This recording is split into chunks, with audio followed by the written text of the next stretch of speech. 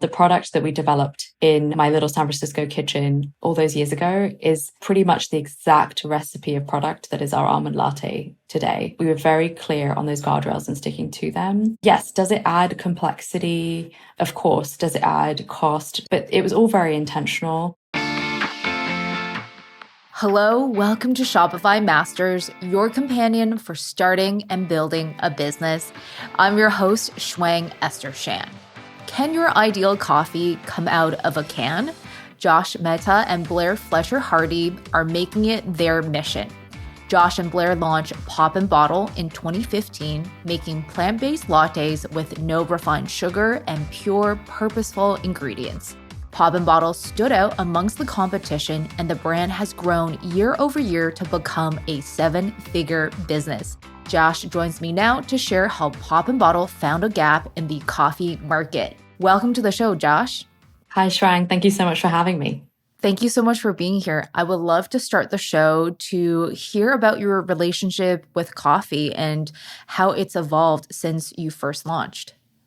It's a very deep relationship at this point. We know each other very well. Before starting Pop and Bottle, of course, I was just a consumer of coffee and, of course, enjoyed it very much. Tea as well, which is also part of our Pop and Bottle brand.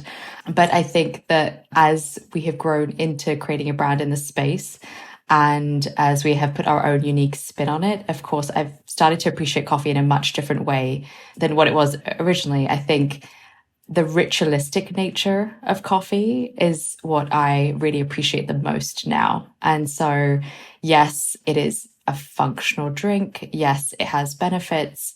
But for me, it's so much more than that. And of course, not just for me, but for so many of us, your daily coffee, your daily tea, it's a moment of indulgence. And I love everything ritualistic that comes with that beverage. Maybe you're meeting a friend and having a coffee or tea. Maybe it's your pause in the day and you're enjoying your coffee and tea. For me, I really celebrate that aspect of what we do and of what the beverage offers. And that is something that we also really celebrate at Pop and Bottle. I certainly look forward to my afternoon beverage.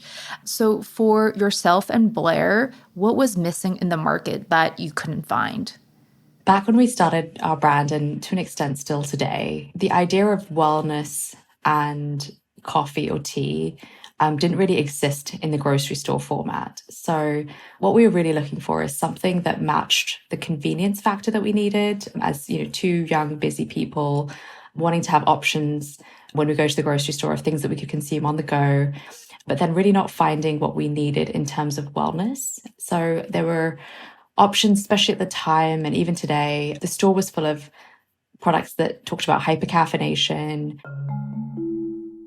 triple shots, double shots, not very clean ingredient profiles, very difficult to find an organic option, equally difficult to find plant-based options, lots of added sugars, nothing that we felt particularly good about grabbing and nothing that really appealed to us as consumers.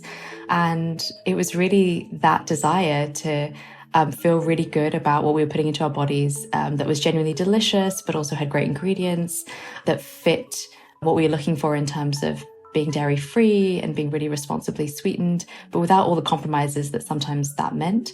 And it was really kind of that white space that we identified and looked to develop our product within.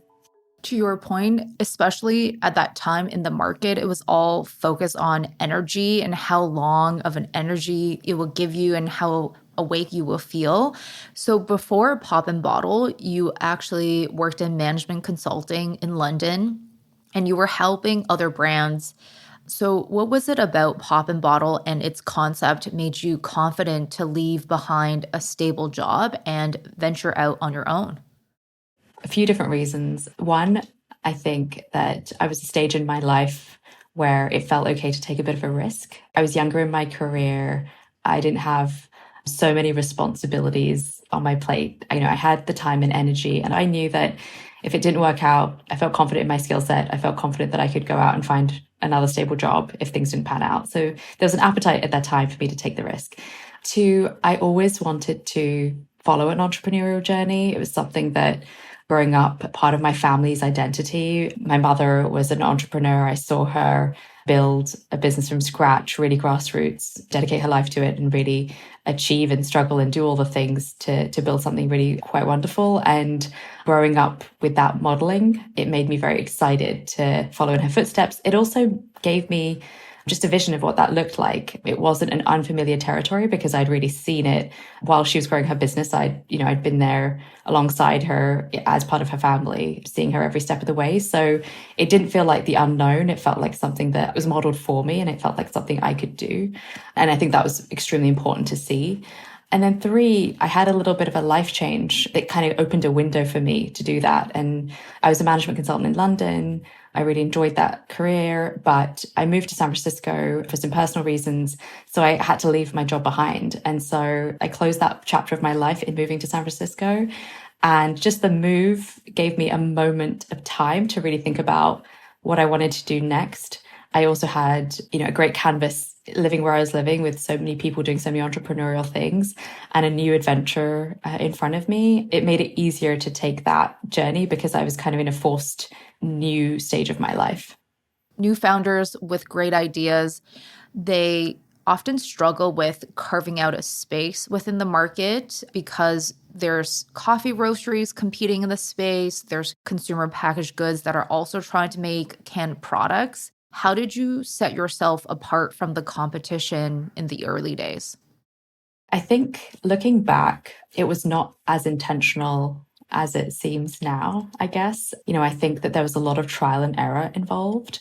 And I think ultimately, many entrepreneurs who are developing a new product or starting a new journey or thinking about a new service, you don't know until you have something together what the feedback will be. And that was the same for us. All we knew is that something that we wished, my co-founder and I, something that we wished to exist wasn't available. And our hypothesis was that there's other people like us who want this too.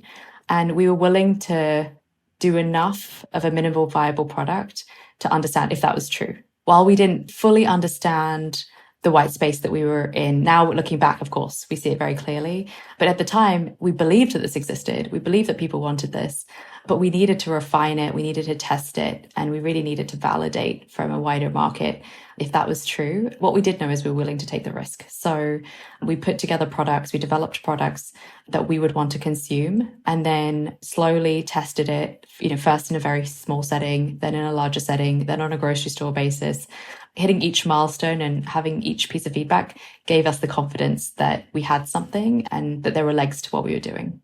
So you do have to do intensive market research, but oftentimes when you're seeing the established businesses and how much they've done and how big of a footprint they have, it might feel intimidating. How did you balance that kind of mindset of research, but also not getting scared and intimidated by the competition? There's almost this sweet spot, right? It's doing all the research and doing your due diligence. But then there's also putting up a boundary where you do too much of it, where you have kind of analysis paralysis. In that case, when you kind of really deep dive into anything, nothing is worth doing because there's always someone doing something adjacent. There's always something that could be competitive, or there's a company today that could go into your space tomorrow. And, it's very difficult to have that confidence, and you have to have the appetite to try and take a risk.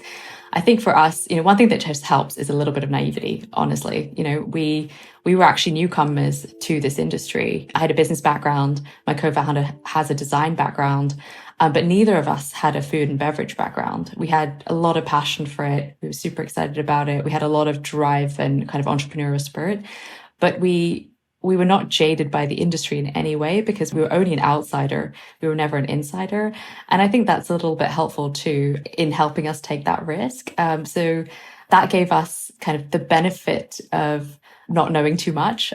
And then I think the other part of it is just really being confident in what your product is. If you can stand behind your product and you know that you would choose it over X, Y, and Z, and you have a very clear understanding of why, I think that's a very good place to start. Of course, for us, we had to understand and we had to test for ourselves that it wasn't too niche because there was a risk that it was. It was plant-based, it had very unique ingredient profile.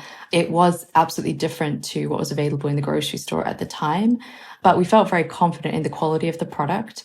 in the taste of the product and also in the kind of unique proposition of the product, where we felt it was really sufficiently different to the channel that which we were entering, which is the grocery store channel. The person who is going into a coffee shop and choosing a fresh coffee or a fresh latte to their exact taste.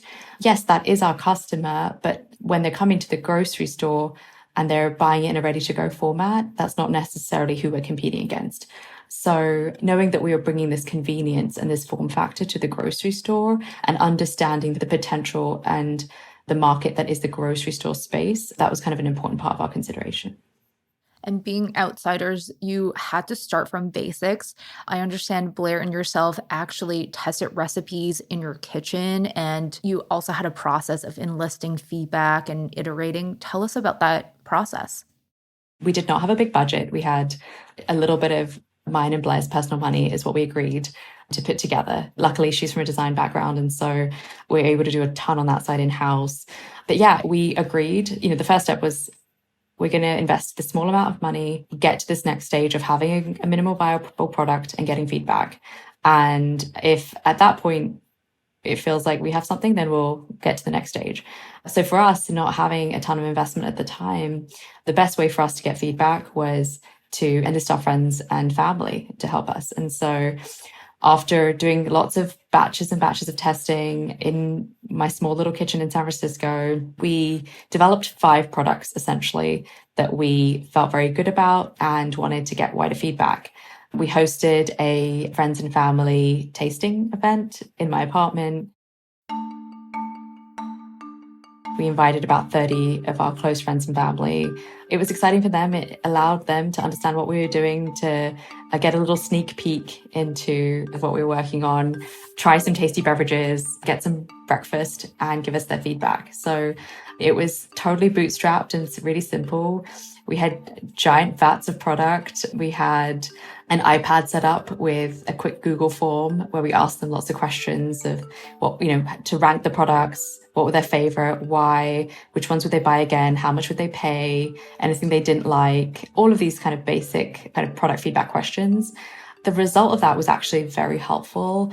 We had 5 products going into that tasting that we felt good about, but we honestly were not sure of those 5 which to launch with. We knew we couldn't launch with all 5. Every additional product that you put out there takes resources, investment, shelf space. It's very unlikely for a new brand to walk into a grocery store and they give you 5 different SKUs that you can put on shelf tomorrow. We knew, especially in beverage, it's an extremely competitive part of the store. That's just very unlikely. And so we wanted to launch with 3. And this simple exercise gave us enough feedback where there was consistency in the feedback provided from our friends. And that was really helpful. We left that event with 3 SKUs that we knew that we were going to launch with and 2 in our back pocket for another time. So yeah, that was kind of our first opportunity to get feedback. Once you collected that feedback, you also had to move into a larger set of production and actually package the different beverages. How did you manage the scaling from kitchen to now actually producing the products? This was a really exciting time, but it was also a very steep learning curve for us. Again, we'd never been in commercial food production, neither of us. And so we were learning everything from scratch, day one.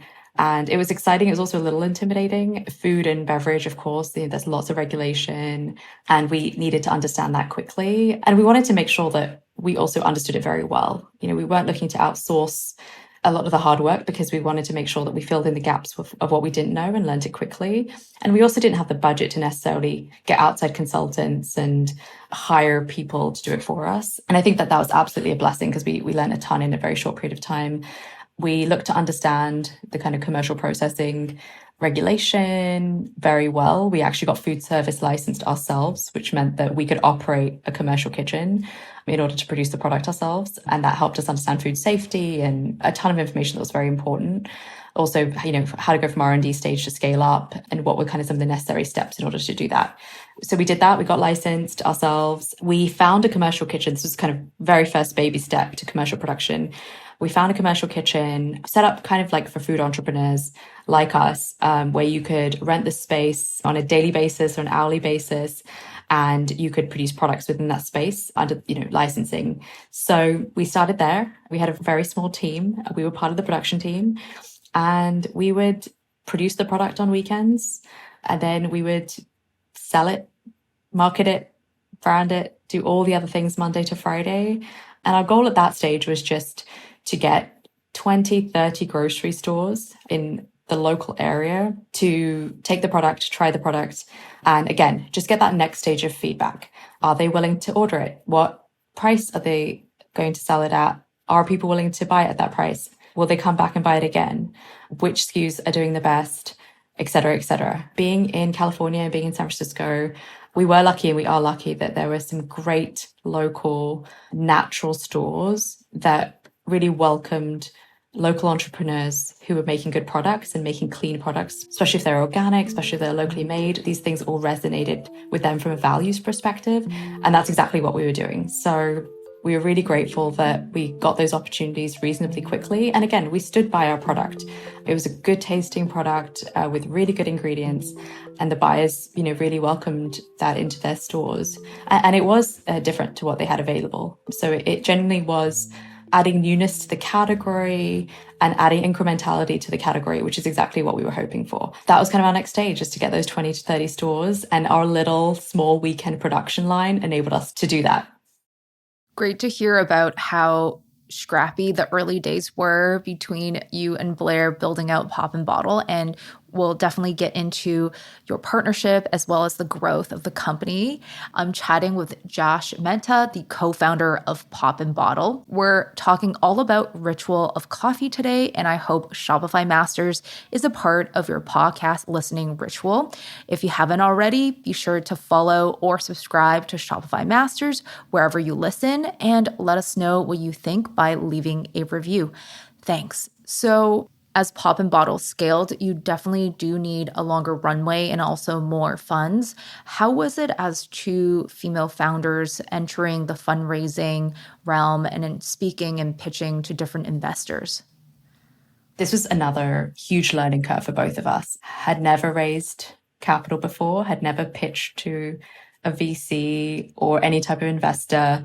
We were absolute novices in this area. And so we've learned a lot, and we've raised several rounds of funding. We've probably done it in more painful ways than we needed to if we had been much more versed in the process. But, we've done it, and we're really proud to have done it. We have a good set of partners, a good set of investors that we're glad to be on this journey with. Being women in business and raising money back then, even today, there's just not a lot of us getting those VC dollars. And that's something to just be aware of. And we try to use it as a strength as much as possible. Being a female founded business, but also making a product that a lot of women were buying, that was kind of our core demographic. We made sure to really fly that flag. Like, we are the most qualified to be building this business because we are the customer. And so we really owned that story. We made sure that it was seen as a strength, not anything else.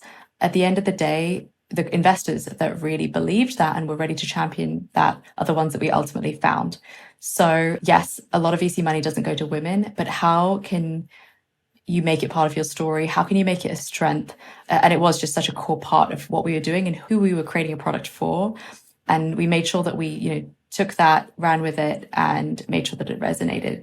I would say in advice for other entrepreneurs, other female entrepreneurs raising capital, and this is something that we've had to learn, the hard way sometimes, is make sure that you're really ahead of when you need investment. It's just something that, one, always takes more time than you think it's going to. If you think it's going to take 3 months, start 6 months earlier.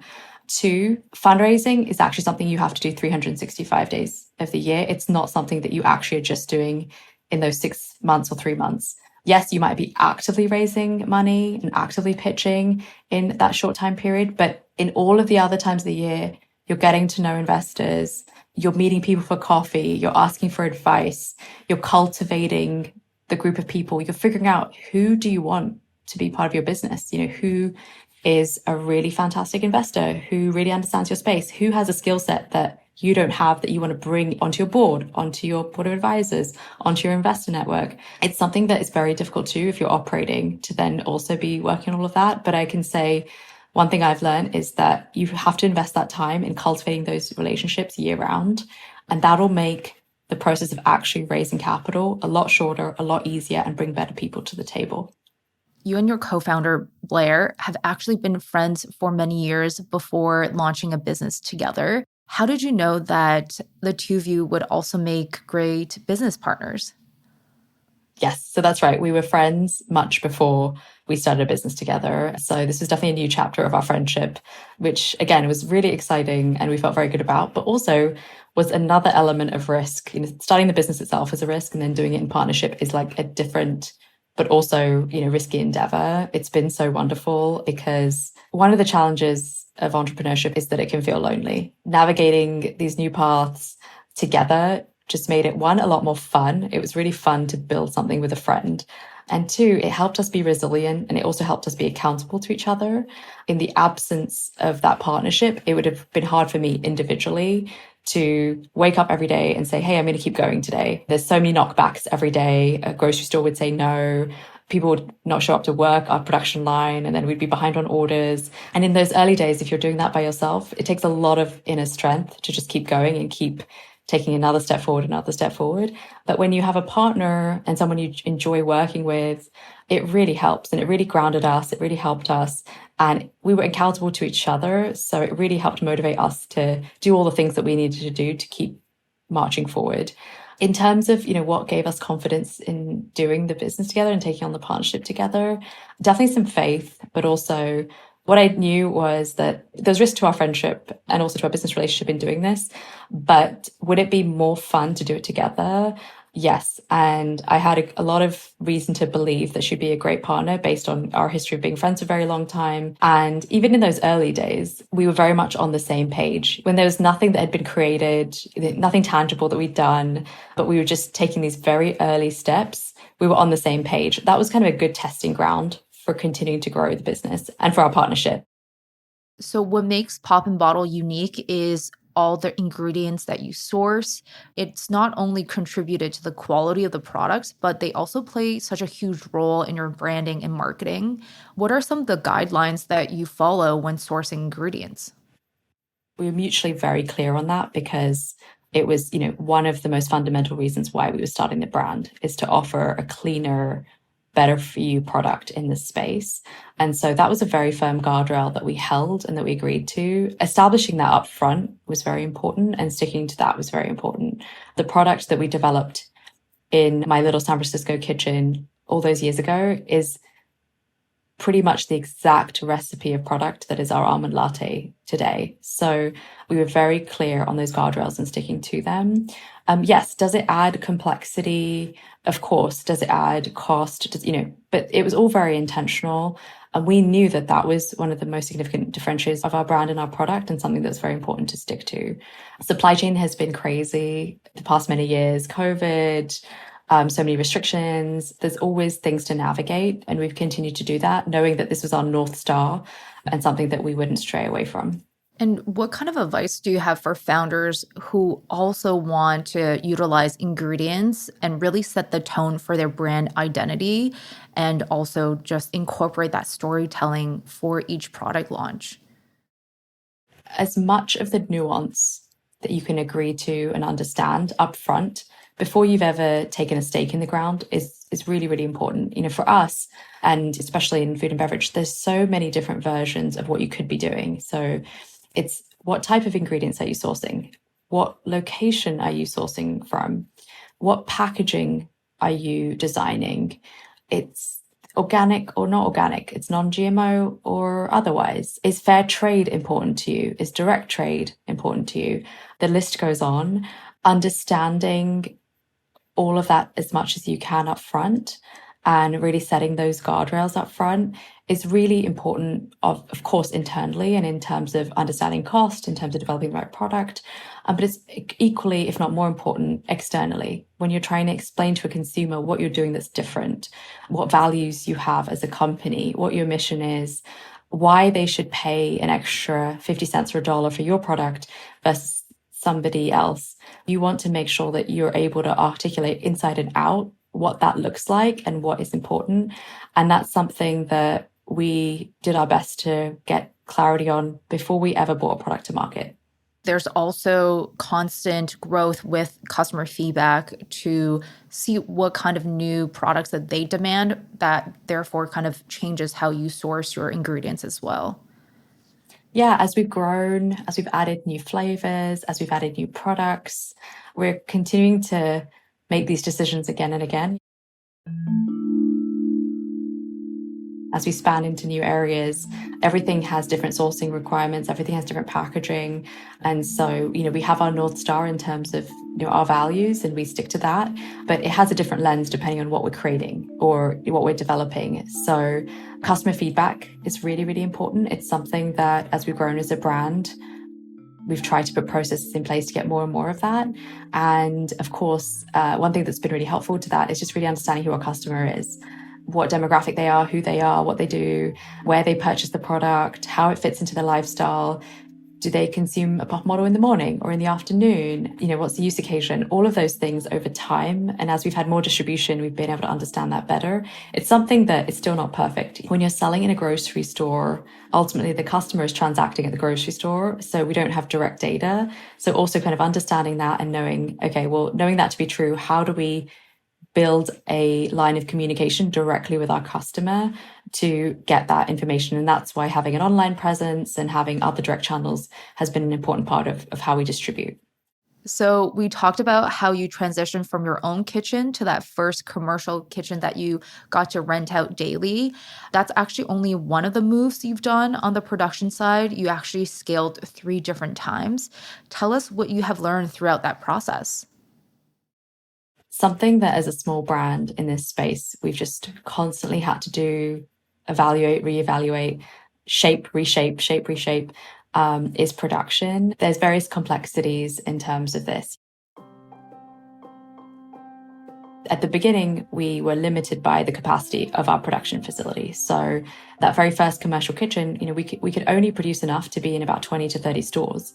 We were going to hit a roadblock. So we had to, have a little bit of foresight to get ahead of that and understand, okay, when are we going to hit capacity on this plant? Because it takes time, of course, to identify the next place and make a transition. And then there's also risk involved in doing that. So at the same time, you're operating, you're wearing lots of different hats, but you also have to always make sure you are planning for the future. So that's what we look to do. And so after the small little commercial kitchen that we were renting by the hour, we moved to a larger, again, self-manufactured commercial kitchen, but one that we owned and operated.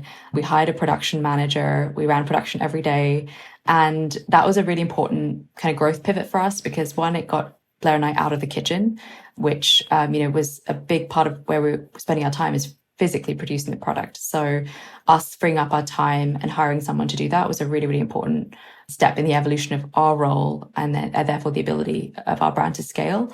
And then 2, it gave us that kind of next production capacity to then go fill up. So with kind of our new facility, our new production capacity, our new production manager, we had our kind of next growth milestone set.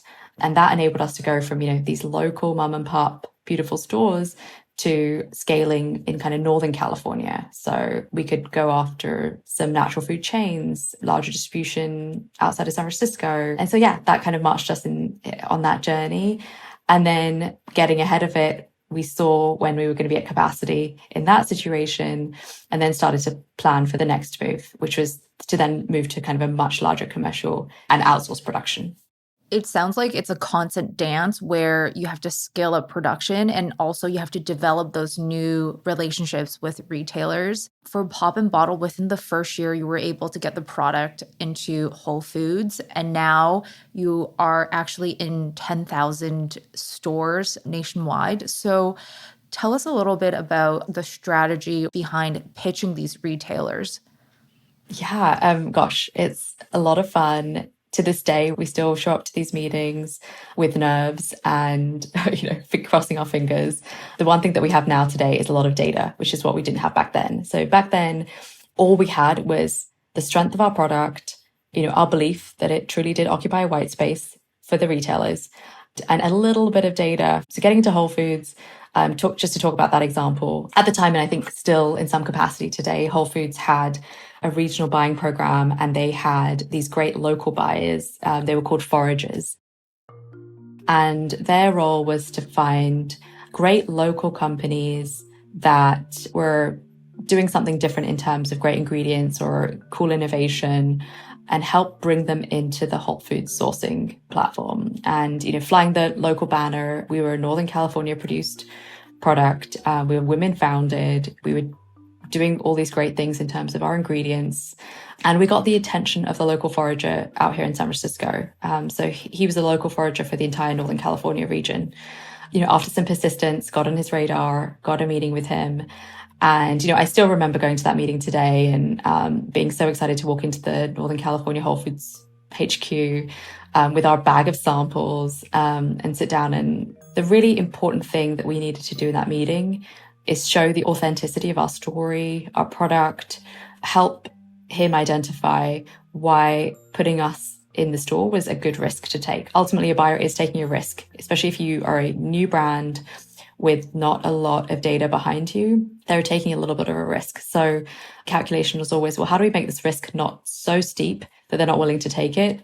It's a measured risk they're willing to take. And so one, for this local buyer in particular, it was the authenticity of our story and how it fit with kind of the mission of the buyer. And then two, here's data from 30 stores that are in the Northern California region that are local, natural, good stores. And here's how the product has been selling. And that required partnership with those stores, right? So we always made sure that we had great relationships with those stores, that they were willing to give us that data, because of course they don't have to, that we could package that together and bring it to our meeting. And yeah, those two things coupled together led to a good meeting, and we got the approval. And that gave us, 40, 50 Whole Foods and our first chain, which is a really meaningful step for us. Speaking to the data collection, I would love to also talk about the coffee concentrate, something that you started this morning with, and also a new offering at Pop and Bottle. How did you utilize that customer data and also understanding new categories to actually create these new products? This product line, which we launched last summer, and I'm very excited about, was kind of our first adventure outside of ready-to-drink lattes. Before that, everything that we had done was in the ready-to-drink space, single serve, and was all, quote unquote, a latte format, i.e. it was mixed with a non-dairy milk, whether it's tea latte or a coffee latte. This new concentrate, it's a multi-serve, so you can make up to 16 cups of coffee with one small bottle. And two, it's a pure concentrate. It's a base coffee that you can customize yourself. So what gave us confidence and kind of how we looked to understand if that was the right move for us was to really understand, one, what have customers been asking from us? So I think ready to drink is fantastic, and that is the bread and butter of what we do. But we did have people come into us saying, oh, we'd love a plain black concentrate or plain black coffee that still is organic and kind of fits the merits of what you do in terms of clean ingredients, in terms of organic coffee, beautifully packaged, but something that we can customize and keep in our fridge and make on the go. So there was customer data to support that. There was trend data in the wider market of what was happening in the coffee and tea space that gave us confidence that that was important. This is kind of in the time of COVID where a lot of coffee shops were closed. It was really hard to get to the grocery store. A lot of people were working from home. And so to have other options that were convenient, that gave you kind of a multi-serve, that you could customize yourself, that you could maybe replace that coffee shop experience, those became really, really important trends in the coffee space and something that people really were looking for. We were looking at that and wanted to make sure that we had an offering in that space that met that need. And then we had partnerships with existing retailers already because we, at this point, we have lots of distribution with lots of different retailers. And at that point, what's great about being in that spot is you can have a much more collaborative discussion at the retailer level. You can involve them in innovation. You can ask them, hey, what are you looking for that isn't available in your store today? The collaboration with the customer, the collaboration with the retailer, that gives you just so much more of a landscape to innovate within. Definitely, especially in today's economic environment, there's so many uncertainties. So throughout all the chapters of change running Pop and Bottle, you've also become a mother. Tell us how has been balancing motherhood and also entrepreneurship at the same time. Yeah, it's been challenging. I love to speak to female entrepreneurs and just be really realistic about what that journey has been like, because you're constantly balancing and rebalancing, wearing your parent hat with your business hat. Pop and Bottle is my first baby. I nurtured it for many years before I had kids. And now I have 3 girls, and I'm balancing being a really present parent to them and being able to do all the things I need for them while also giving everything I can to the business and to the growth of this business. And I think that that just requires compromise. You also have to be really, really good at boundary setting in terms of work, because a business will take every minute of every hour of every day that you allow it to take. And little children will take every minute of every hour of every day that you allow them to take. I think you have to have a very clear internal understanding of how to flip between the two and how to balance the two. Ultimately, I feel very proud that I will give my kids the modeling that my mother gave to me. This is what it looks like to run your own business. It's hard, it's fun, it's challenging. Sometimes it means I have less time for you I can't do bedtime this day, but I hope that you'll see me do this and it will give you a vision for what you can achieve or what you could create and an appreciation for hard work. We've talked so much about different chapters of Pop and Bottle and also the ritual behind the brand. I would love to close out the show and talk to some of the rituals that you carry throughout your business journey that has actually helped you grow personally as well. Separate to kind of a coffee ritual, I think for me, having a great team and having a great culture has been a really, really important part of, what has helped make Pop and Bottle successful and also has motivated me every day to continue. As a team, having rituals with our company, celebrating successes, all the different milestones, sharing in bad days, sharing good days, that has been a really helpful and effective thread of the journey the entire way. And so I think the culture of the company, the small team that we have, sharing in milestones together, that has just been a really, really important piece. For me personally, it's really important for me to be really intentional with my time. One kind of personal business behavior ritual for me is, and I've had to work on this, it's not kind of my natural intention, is to really set really clear boundaries for me on what I'm going to work on, what I need to delegate, what meeting am I going to say no to because it's just not the right time. Well, thank you so much for sharing some of the personal and business rituals, and we look forward to hearing about new milestones that Pop and Bottle will reach. Thanks for joining us, Josh. Thank you. This was such a pleasure. That's Josh Mehta, co-founder of Pop and Bottle. Our show is produced by Gogo Zoger and Megan Coyle. Our engineers are Miku Betlam and Matt Schwartz. Benjamin Gottlieb is our supervising producer, and I'm Shwang Esther Shan. Thank you for joining us, and we'll catch you next time on another episode of Shopify Masters.